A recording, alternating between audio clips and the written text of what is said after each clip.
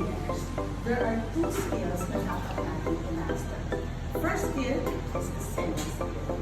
And the second is the people skill. So alam naman natin that the highest generating business is actually sales. So pag mas mataas ang sales, mas malaki ang income. And the sales actually bring all the productivity of the business. And meron ka sa yan yung simple reminder sa sarili at sa mga tao gusto nila mag- procrastination actually stops us. Hindi tayo makakasituasyonan kung nasaan yung procrastination. Kung lagi natin gawin lahat ng decisions, lahat ng actions, dapat gawin para meron tayo sa buhay. We have to take chances. We have to be aggressive. We have to take risk. Kailangan meron tayo immediate decision, lalo na kung talagang para sa iyo.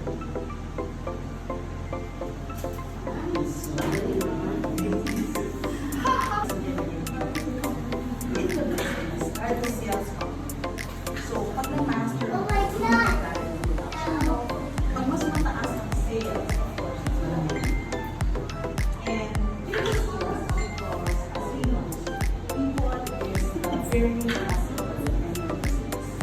So, pag mas magaling ka na makisama, very flexible ka, you have a good leadership skills, and then forward sa others, mas malaki ang nila. Pwede. Of course, income very much. Ready? Atas ka ba? Ready? 1, 2, 3. 1, 2, 3.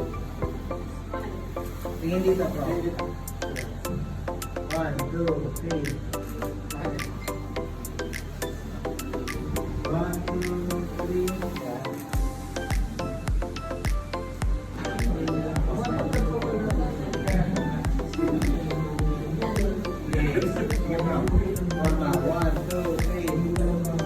Exclusivity nitong meeting na to is very valuable kasi alam naman natin na marami siyang binibigay at hindi lang naman sa network, hindi lang sa own business, diba?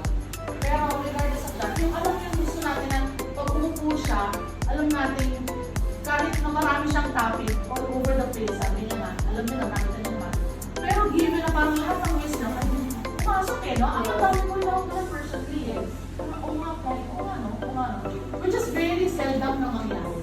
Kaya masterclass, kung sinabi masterclass is the only person na makakatulong sa'yo is the master.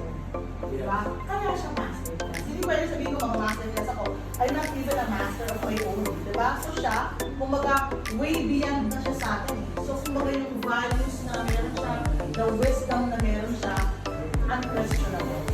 So yun lang, Ilang minutes na nakakilala kay Mentor Rosario, yun talaga nakausap na.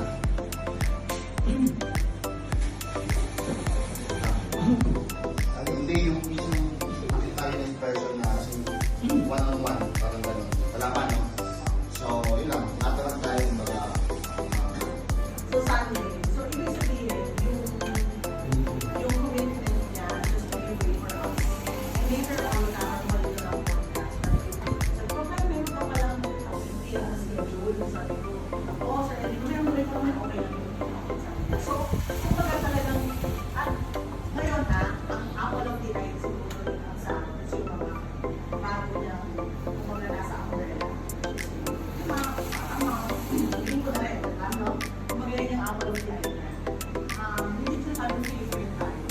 Sinasabi ko. What I mean is that, so yung mga bago, syempre lahat yan, mixed na audience natin ngayon. Sa lahat ng mga naminig nyo, I'm hoping na in-absorb nyo yun ng 100%. Kasi from acceptance, facing your fear, what's your strength, everything yun, it's all factors na pwede nyo magamit para gumaling ka dito. Kasi talagang gagaling ka. Pag yung tama yung attitude mo, tama yung napag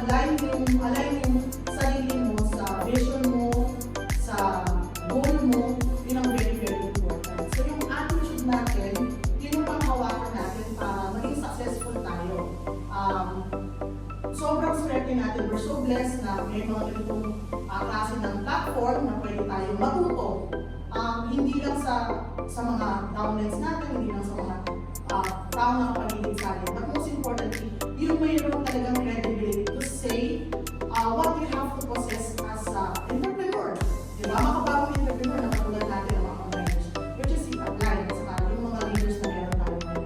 So ituloy mo lang yung laban kasi simula nung nag-sign up ka from day one, it's a fight of your dreams. So keep fighting. Siyempre, kailangan mo lang talagang lumaban, matuto, madapa, bumangon, tumuloy, at siyempre at the end of it, maging successful siya. Yun yung gusto natin.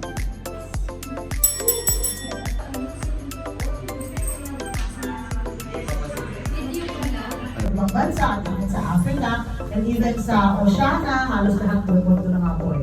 So, this business actually doesn't have any limit. So, pwede ka dito kahit nasa ang bansa ka, or kahit nasa Pilipinas ka.